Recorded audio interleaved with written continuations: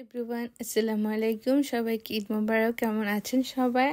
সবার ঈদ কেমন কাটলো অবশ্যই জানাবেন। তো আমার ঈদের ব্লগটা দিতে একটু দেরি হয়ে গেছে, কারণ গত 2-3 দিন একটু ব্যস্ত ছিলাম। এটা হচ্ছে চাঁদনি রাতে ঈদের জন্য মেহেদি লাগাচ্ছিলাম। তো যেহেতু মেহেদি পরবো, ঈদের দিন তো কাজ করা সম্ভব না, যার কারণে আগের দিনই চাঁদনি রাতে ধনবন হচ্ছে ঈদের দিনের জন্য একটু রান্না বান্না করে রাখতেছিলাম।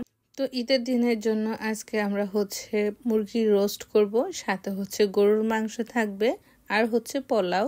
খুব সিম্পলি ভাবে যাতে সুন্দরভাবে ঈদটা কাটে বা খাওয়া দাওয়াটা হয়, যার কারণে এই আয়োজন। এই যে আপু এখানে গরুর মাংস রান্না করছে, আর আমি এদিকে হচ্ছে মুরগির রোস্ট করতেছিলাম।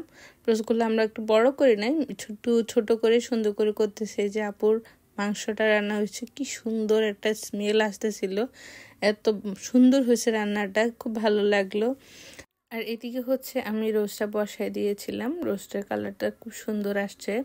তো রোস্টটা যেহেতু হয়ে যাবে, রান্না বান্না শেষ হয়ে গেলে দুই বোনে মেহেদি লাগাবো, এই জন্যই তাড়াতাড়ি করে সন্ধ্যার পরে রান্নাটা বসাই দিয়েছি। আর এই যে দেখেন আমার রোস্টের কালারটা কি সুন্দর এসেছে, রোস্টও প্রায় হয়ে এসেছে। এখন একটু হচ্ছে উপর থেকে ধনিয়া পাতা ছিটকে দিব। আমার কাছে খুব ভালো লাগে ধনিয়া পাতা দিলে, ধনিয়া পাতার ঘ্রাণটা অনেক ভালো লাগে। এই যে ধনিয়া পাতাটা দিয়ে দিচ্ছি, এখন নামিয়ে নেব। তো এই তো রান্না বান্না শেষ করে ফ্রেশ হয়ে চলে আসলাম মেহেদি পড়তে, আর আপনাদের ভাইয়াও চলে এসেছে। তো আপনাদের ভাইয়াকেও একটু মেহেদি লাগাই দিলাম, ও মেহেদি পড়তে খুব পছন্দ করে। অনেকে আছে ছেলেরা পছন্দ করে না, তবে ও পছন্দ করে, যার কারণে ওকে একটু লাগিয়ে দিলাম। সাথে আপুর হাতেও একটু লাগিয়ে দিয়েছি। এরপরে আমি আমার হাতে এই যে একটু মেহেদি লাগাই নিলাম। আসলে রান্নাবান্না করে টায়ার্ড হয়ে গেছে, তারপরে যেহেতু ঈদ এই জন্য একটু মেহেদি লাগাই দিলাম।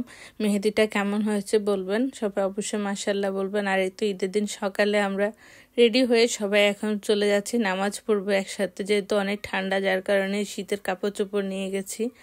আর এই যে নামাজ শেষ করে চলে আসলাম বাসার সামনে, একটু ছবি টবি তুলতেছি।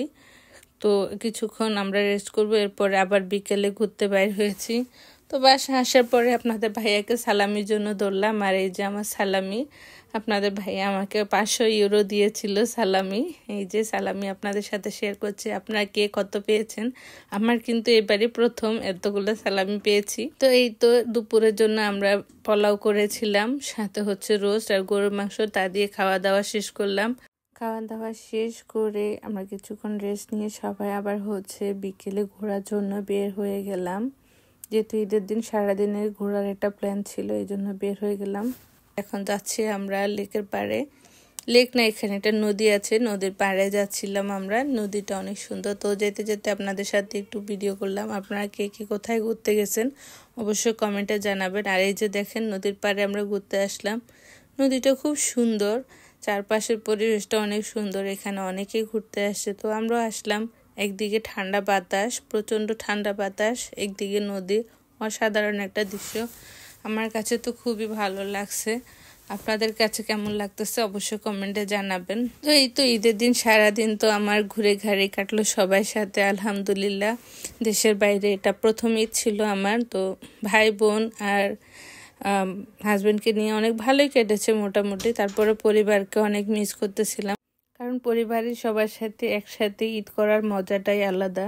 কিন্তু যারা প্রবাসে থাকে তাদের আসলে এটা হয় না, সবাই অনেক মিস করে পরিবারকে। তারপরও আলহামদুলিল্লাহ যেভাবে গিয়েছে অনেক ভালো গিয়েছে। আপনাদের ঈদ কেমন কাটলো, কে কে কোথায় কোথায় ঘুরতে গেলেন, কে কত টাকা ঈদের সালামি পেয়েছেন সেটাও কমেন্টে জানাবেন। তো আজকে ভিডিওটা এই পর্যন্ত, ভালো লাগলে লাইক কমেন্ট করে সবাই পাশে থাকবেন। আল্লাহ হাফেজ।